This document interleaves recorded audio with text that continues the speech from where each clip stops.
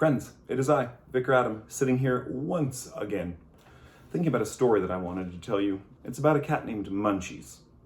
Munchies went missing in the Annex neighborhood, and I was out with a group of children from St. Mary Magdalene's. We were on a prayer walk, and we saw this poster. Everybody was immediately troubled.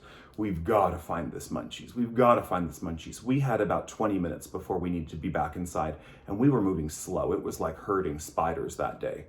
So instead of actually going out and searching, we put Munchies on our prayer list. Some of us were not able to write, some of us prefer to draw, so we all had these little note cards with our prayers for Munchies on it. Long story short, Munchies was found. But I ended up thinking, would we have been attracted to that poster? Would we have noticed that poster? Would we have felt called or even able to pray or search for Munchies if there wasn't an image there?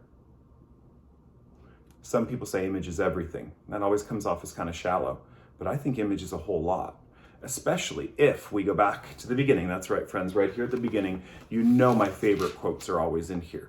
Remember that moment of God is a show me God. God shows us how to rest. Well, what did God do right before resting? It says, we're here in Genesis. So God created humankind in his image. In the image of God, he created them. Male and female, he created them in his image. There's a lot of repetition there. Ooh, it's kind of like when Jesus says, truly, truly, you either know you're in trouble or something big is coming, or both. This, I think, is important. The image of God is important. If we were looking for God and we wanted to put a poster up on a light pole, what's the image that would go there? And how are we created in that image?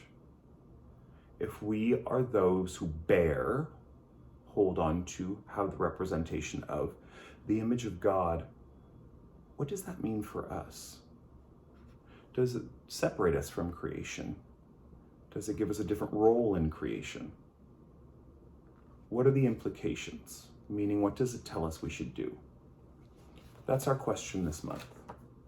We're going to talk about the image of God, because for many of us, having that image and seeing ourselves in it is the difference between knowing and knowing.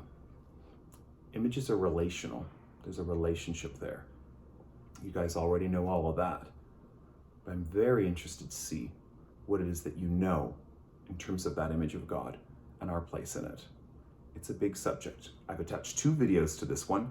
Have a look. They're both very different from one another, and you'll notice both of them are from very different organizations. They may have views that do not agree with ours or yours.